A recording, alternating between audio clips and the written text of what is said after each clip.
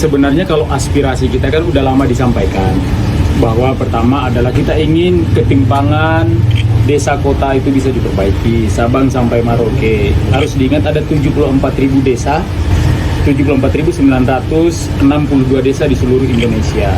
Kemudian kita merasakan bahwa butuh agregasi, butuh perubahan yang luar biasa, dan kami kan sesungguhnya Desa Bersatu udah berinteraksi juga dengan seluruh calon presiden. Dan kami udah mengambil kesimpulan hanya Anies dan Muhaimin Iskandar yang bisa melakukan perubahan ini, terutama untuk menjaga kedaulatan desa, meningkatkan kesejahteraan desa, dan memajukan desa di seluruh Indonesia. Kami sangat percaya itu, dan kami akan buktikan Pak Anies punya konsep yang luar biasa, punya rekam jejak yang luar biasa. Jadi sebenarnya yang dikerjakan di Jakarta alhamdulillah banyak. Dan bagi mereka yang mengatakan tidak ada, ya sebaiknya membawa bukti saja. Tunjukkan bahwa tidak ada. Jangan hanya menyampaikan tadi kata-kata tadi. Ada bangunan sangat besar namanya Jakarta International Stadium. Ya. Kelihatannya kan itu ya nggak bisa pakai sulapan ya Mas ya. Itu ya pakai manajemen ya untuk jadi barang itu. Ya, kita jalan lewat sederhana aja, taman kayak, bahkan yang paling sederhana yang tidak terlihat ya Gus, itu jaminan BPJS Gus. Oh. Itu nggak terlihat Gus. Kenapa? Saya masuk tugas di Jakarta, yang terdaftar BPJS itu baru 73% waktu itu. Jadi 27% penduduk Jakarta itu tidak terdaftar. Ya. Kenapa? Ya mereka nggak punya. Dan kami langsung waktu itu alokasikan uang kalau tidak salah 1,3 atau 1,5 triliun.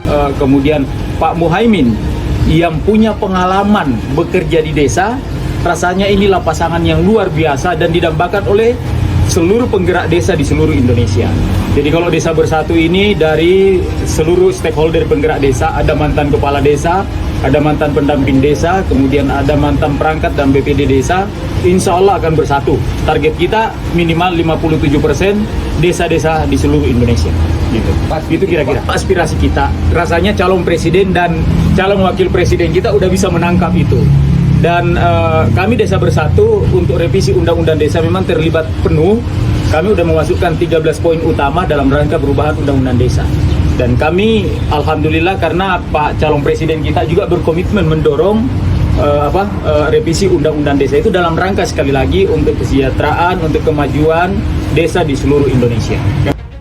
Untuk membuat 100% penduduk Jakarta tercover BPJS. Nah, kebahagiaan kita itu kalau rakyat merasakan tercover. Suatu ketika saya pernah ke daerah sekitar Cengkareng ya, di dekat Cengkareng lah ini tempatnya.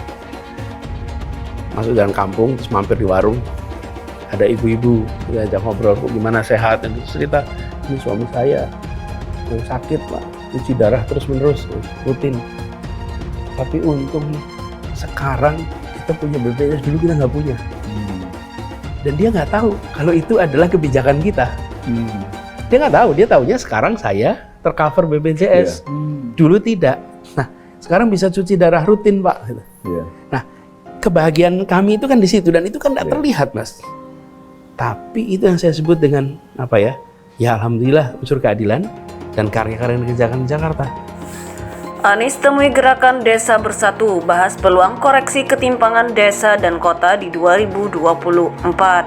Dikutip dari liputan6.com Jakarta. Baca pres dari Koalisi Perubahan untuk Persatuan KPP, Anies Baswedan bertemu perwakilan gerakan Desa Bersatu di Rumah Konsolidasi KPP, Jalan Brawijaya 10 nomor 46 Jakarta Selatan, Kamis 7 September 2023. Sejumlah aspek mengenai kawasan pedesaan dibahas dalam pertemuan ini. Alhamdulillah siang hari ini barusan menyambut teman-teman dari Gerakan Desa Bersatu dan mendiskusikan agenda-agenda perubahan terkait kawasan pedesaan, kata Anies. Anies bakal menjadikan desa sebagai faktor utama dalam penyusunan kebijakan. Dia pun menyinggung soal ketimpangan yang saat ini masih ditemukan antara kehidupan di desa dan di kota. Ketimpangan yang ada hari ini harus kita selesaikan. Ketimpangan ini bukan hasil kebijakan setahun 2 tahun atau 1-2 periode presiden, tapi ini adalah perjalanan panjang bangsa selama lebih dari 70 tahun yang itu harus dikoreksi, jelas Anies. Menurut Anies, ketimpangan yang telah terjadi sejak lama ini membutuhkan waktu yang panjang untuk diselesaikan. Dia menyebut 2024 jadi momen emas untuk membenahi ketimpangan. Kami melihat 2024 ada kesempatan untuk memulai mengkoreksi ketimpangan, sehingga hidup di desa dan kota punya kesetaraan dan kesempatan merasakan kemajuan dan merasakan kesejahteraan, ucap dia. Ketua Gerakan Desa Bersatu Asri Anas mengatakan, Gerakan Desa Bersatu sepakat mendukung Anies Caimin sebagai pasangan Capres-Cawapres di Pilpres 2024. Keputusan ini, kata dia, merupakan hasil rembuk bersama pemangku kepentingan yang ada di desa.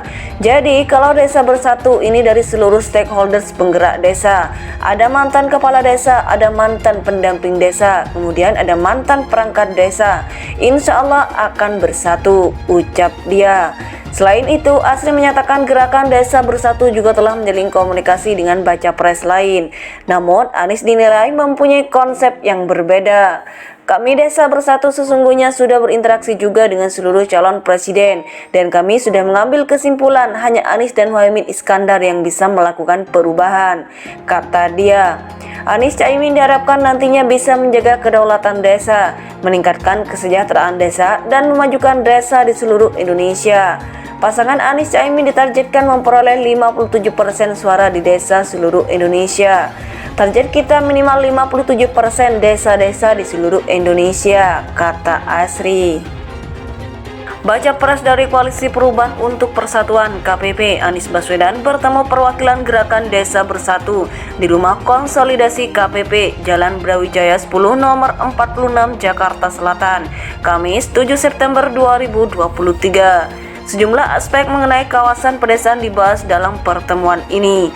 Alhamdulillah, siang hari ini barusan menyambut teman-teman dari Gerakan Desa Bersatu dan mendiskusikan agenda-agenda perubahan terkait kawasan pedesaan, kata Anies. Anies bakal menjadikan desa sebagai faktor utama dalam penyusunan kebijakan. Dia pun menyinggung soal ketimpangan yang saat ini masih ditemukan antara kehidupan di desa dan di kota.